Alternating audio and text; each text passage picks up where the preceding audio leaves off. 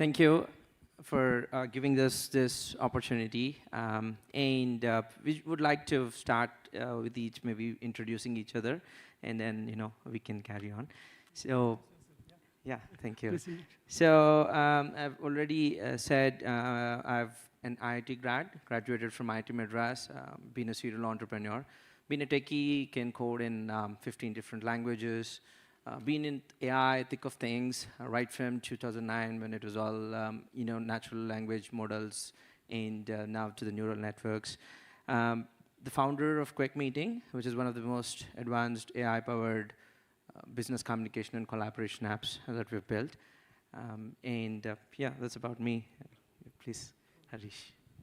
So he's a tech savvy, Ravi. Okay. And I'm Hareesh. I am with the Technopro Japan. So I have been in Japan for the past 27 years, and I started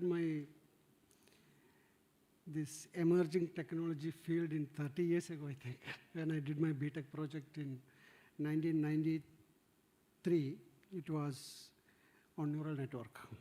Fantastic. That was my starting point in this area of AI. Anyway, let us let us start from the past. Maybe we can go step by step. Maybe you should please tell us more about your journey from, you did your BTech from IIT Madras. Correct.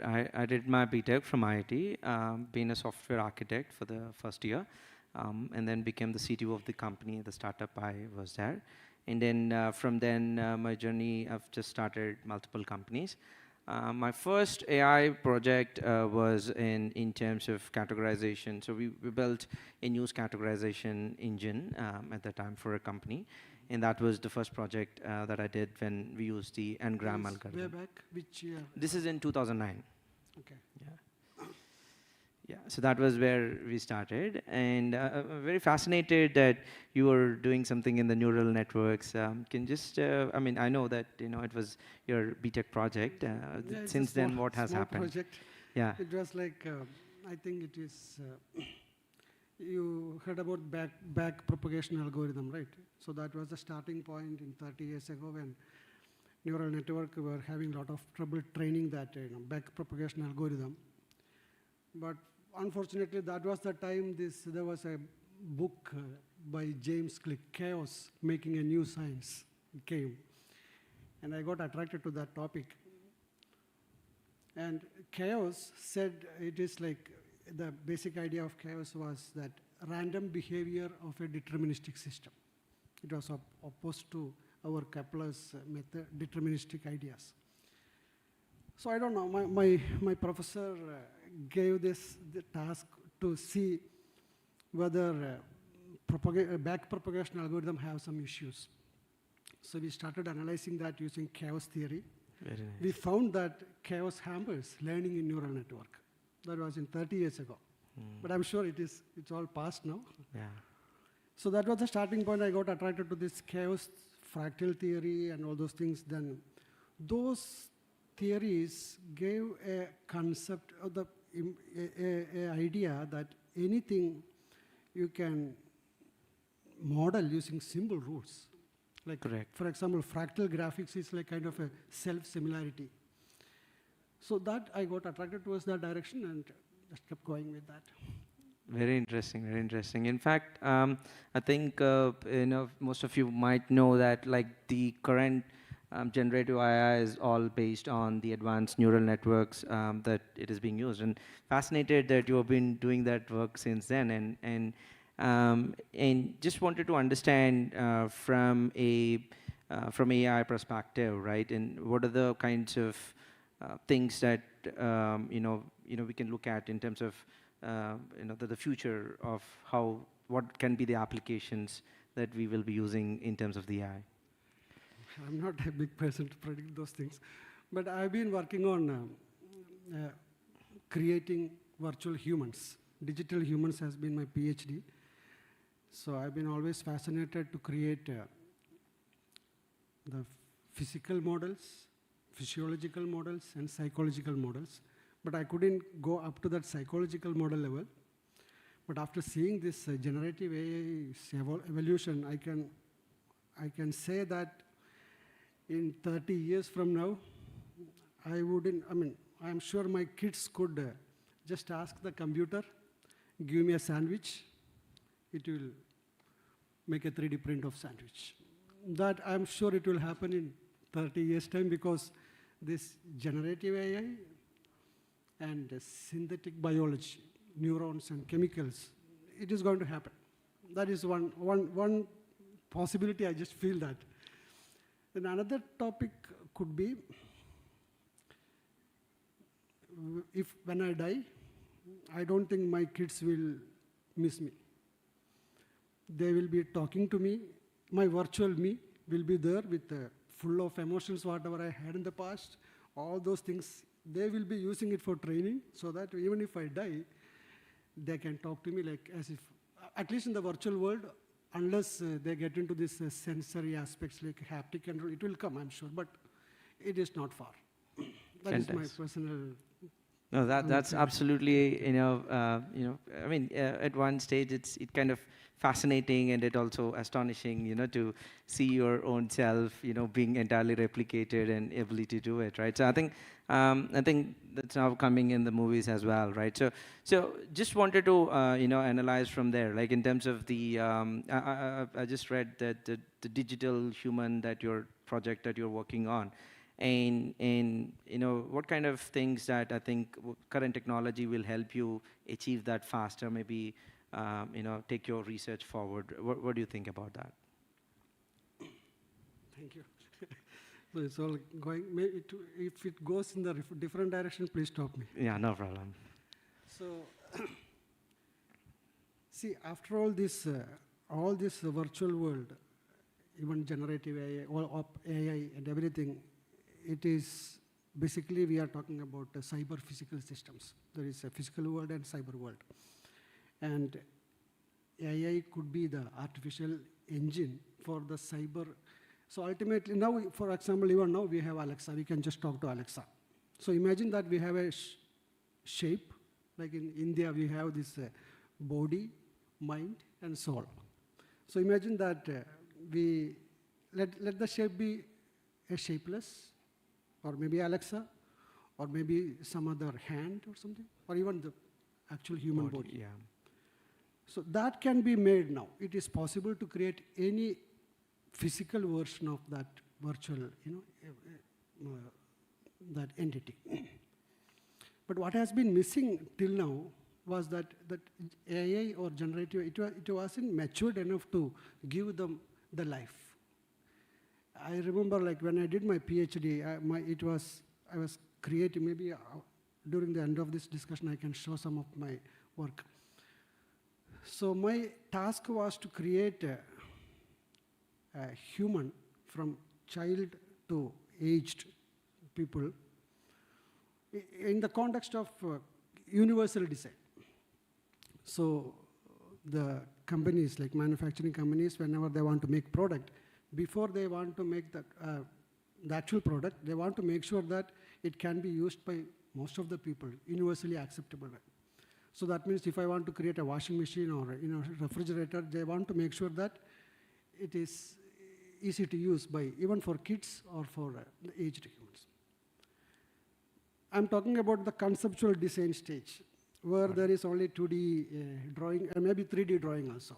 But unless the human factor is not incorporated there, you can't do that analysis, right? So that was my PhD work, to create the physical and physiological aspects of human, and so that they can do all the analysis with these human models and make sure that it is acceptable, the design is complete. I mean, human factors is incorporated. Yeah, so there, when I created that, for example, I can just ask you your height, age, weight, waist, I can create you. Then I did one more step ahead, that I can create you at a different age, you at 30, 40, 50, physical attributes, using some physiological concepts, algorithms. But it took 5 years to create all those algorithms, but I was just wondering, if this open AI or generative AI concept was there, it would have been finished in just No, within 6 I months. think we all know that the generative AI can actually create anything now. You know, it can take you and create a older version of you, an younger version of you, and all this is now very much Possible, is right? possible now, and it's like it's there. A lot of apps do it actually in the net today. And By the way, yeah, please. what is your company's? I know that you are in Qik. Quick meeting. So yeah, so what we build is the concept of meeting rooms where we use AI. So we are the world's first AI powered meeting rooms, right? So let's say we talk about a meeting in the room in it. So where like if, for example, today there's no concept of room anywhere, right? So you have different ways of doing it. You may be doing it in a link or some channel or something like that. So we created a concept of rooms and made it persistent. So we had a room right before we were connected, and that whenever there's a meeting there, it generates the minutes of the meetings and things like that. So we use our own NLP models for summarization. We also have obviously generative AI to create the action items and stuff like that. So it's Could you tell me a little more, elaborate that? Because, Yep. so for example, like we use Microsoft Yeah, the Teams, Teams, or I yeah. mean, there are Zoom meetings. So when you say meeting room, what exactly is that? Like, what is that unique thing in that meeting room? Yeah, so traditionally what we believed when we created this app is that there are conference links that have been shared as meeting tools, right? Like today, if you see, even Teams has a conference link and Zoom has a conference link, which they claim as a meeting place where you do the online meeting. So when we started building quick meeting rooms, we have now 30 innovations in this space, right? Where we were able to create one of the first places where you can do both online meetings and also in-person meetings. So, like for example, I'm just recording this conversation in my thing, and this gets minuted as well, right? So that is the extension. Now you go back to Japan, and I go back to India. I can switch that room into an online room, and further continue my meeting there. I see. And most importantly, it's a secure room, so the people who are there are defined. That's how it should be. The quorum of a meeting is always defined earlier. And traditionally, if you see, we used to create these workspaces in meeting rooms, and that's how we used to work, right? And somehow, now we went back into links and all these things. So what we felt that when we bring back the traditional environment of workspaces and rooms on the digital space, you will be able to do amazing things on it. And I think we are right. And today we're proud to become the world's smartest unified business communication and collaboration app. We are the world's fastest online meeting apps. You can join any room in less than 1 second. Wow. We have created one of the best schedulers in the world, where I can schedule any meeting in the next 5 seconds. And we also are the first in-person experience creators, right? And so I can keep on. So that's the innovations we were able to give just with one concept. And I think after 200 years of history, this is the first time we are creating this concept of meeting rooms and adding this generative AI into it and becoming the first AI-powered meeting rooms. Wow. I think that's where we differentiate ourselves. Cool. Yeah. Thank you for asking that. Yeah. So just gonna deep dive into things in terms of the traditionally what has been where the AI has transformed. So when I was working with 2009 back in NLP models, we used to work on different kinds of models, different algorithms basically, but it always used to be predictive in nature, right? Because we know that AI at that time is also available, but it's more in a predictive algorithmic way it was available.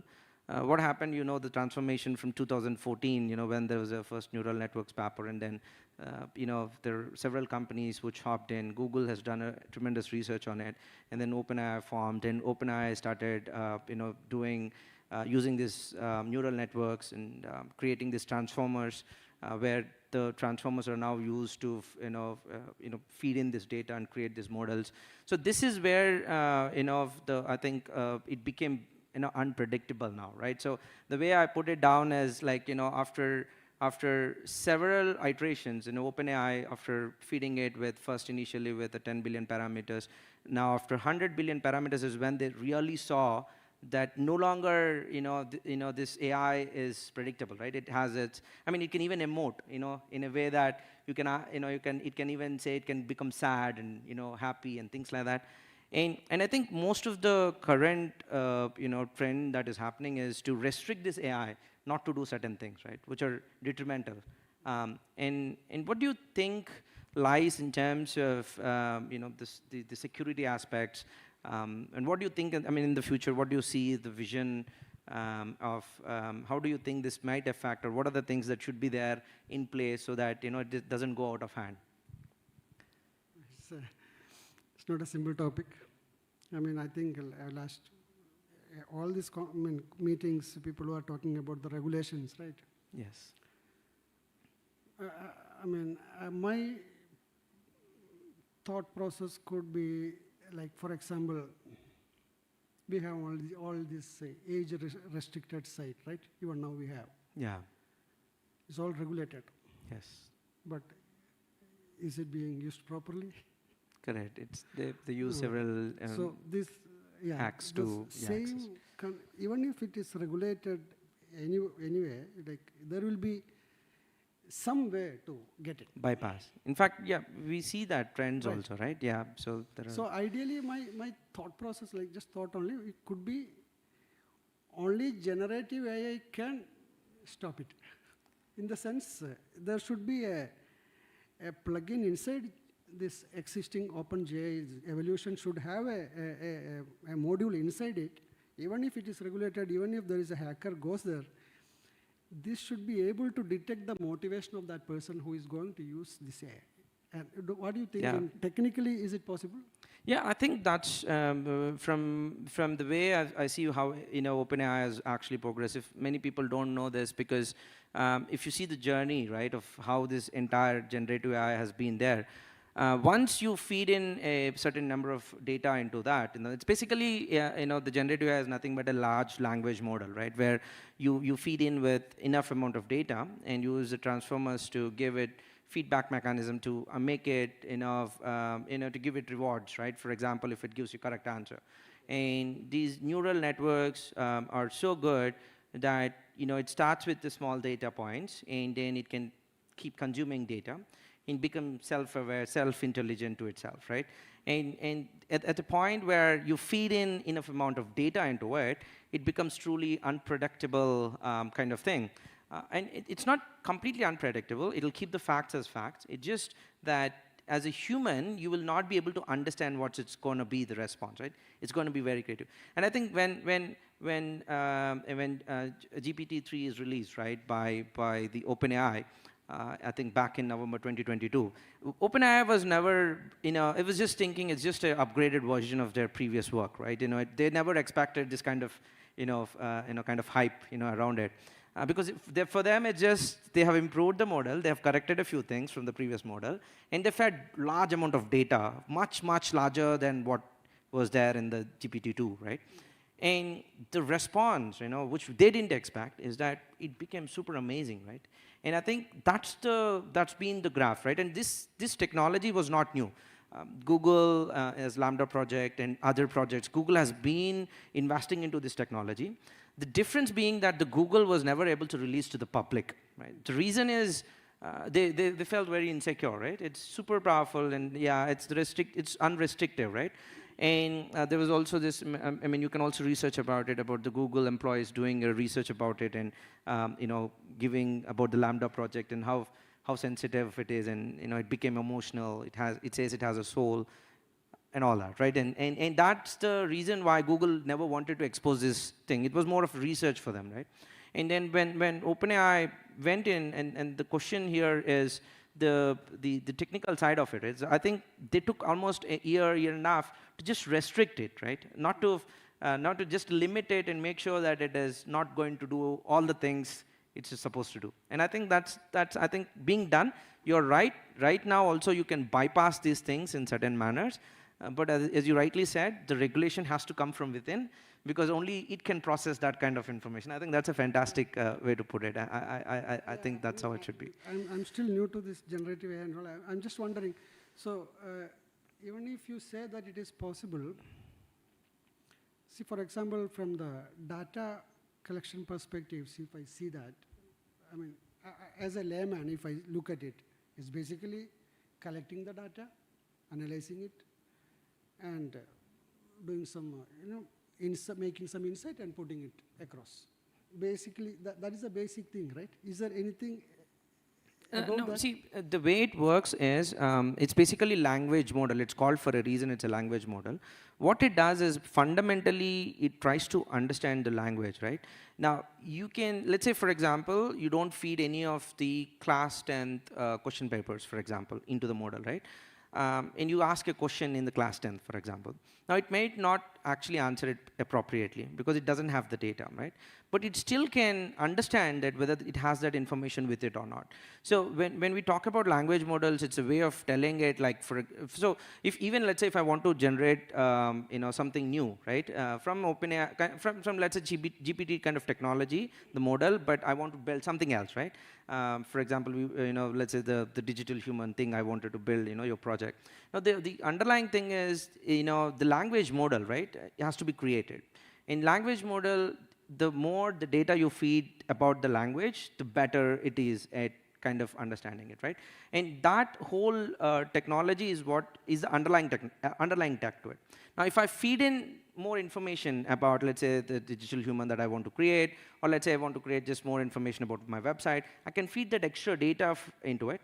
Because it fundamentally understands the language and the complexities, the grammar, and what I'm asking, and it can contextualize it. Now, it takes this additional data and processes it in a way which is interesting for us. So unless it has this basic information, for example, there's no information of Qik meeting in GPT, it cannot answer about it. It'll just say, I don't have much information about what you're asking for, right? But now, the language model still can give me that answer in a very, very nice way. Or I can even make it answer it in a very, very pleasant way, right? Because of the way I created the model for it. That's the base, and then you feed the information to make the better versions of it. Okay. Yeah, I think I just kind of touched it on Again, that. as a layman, just want to know a little more. I mean, say for example, me, all these years, the day I born and up to now, using my 5 senses, I've been collecting information. Right, Absolutely. And all my perceptions are based on my collected information. Right. Okay, of course, like in Indian spiritual way, like you have this different kinds of memories and intellect and some 16 parameters, karmic. I mean, let us forget about that. Just about the intellectual part, like, okay, I have all my collected information. When I see something, it is because of my processed information. So I am 52 years old now. So I have 52 years of all those information consciously or unconsciously. It is there somewhere in me. Somewhere. Right. And I'm sure open generative AI, it is for them, it could be trivial information.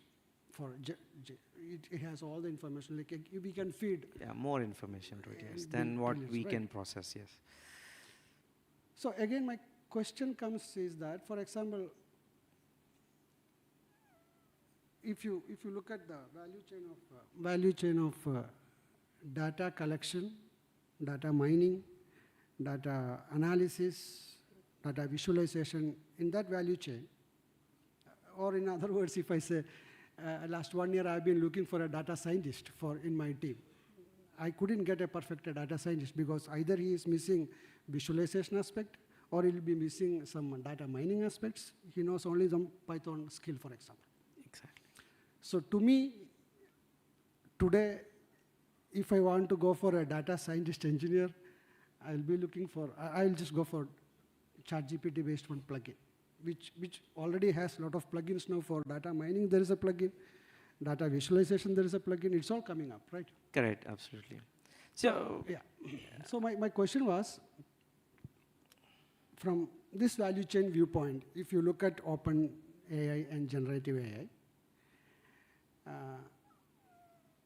is it okay if I say that open generative AI at this moment, it is the perfect data scientist I have? I mean, definitely not perfect, but yes, I think it's going to replace a lot of human interventions that you might be looking at to solve from data scientist perspective. Yes, so as you rightly put, like, it's kind of an intellect which is just existing out there, right? I mean, we have Only the our own intellectual intellect, you part. have our, and we are all developing that intellect, but intellect is as good as it is, but it doesn't have any purpose, right? So there should be a human that needs to give it a purpose to make it, like, come up with a task or something like that. So intellectually, yes, I think it's a great advancement we never had before. Now we have created a second intellect, which is second fiddle to us. But yes, it just still doesn't have any purpose there, right? It's just lying there. Like, you need to kind of give it a purpose, which you can, say from your soul perspective, the purpose that it comes, and then you drag, you get what you want. And from a data scientist perspective, yes, very much it can replace a lot of things. In fact, it's amazing what it can do. But the only problem is, again, as I told you, it is still dependent on the information that it has, right? So now, certain research that you are doing, for example, which is just proprietary to you, it will not have that information right now. So you need to use further tools to maybe put that information, and maybe a private tool where you can use that and then, create models out of it, and then use, for your purposes.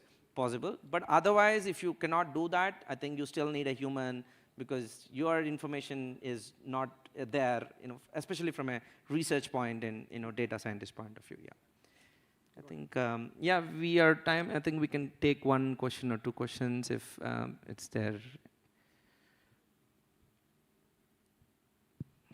see anything. Yeah. Time is up. Yeah, I think time's up. Yeah. That's it. Okay. Okay. Thank you. Thank you so much for listening to us. Thank you.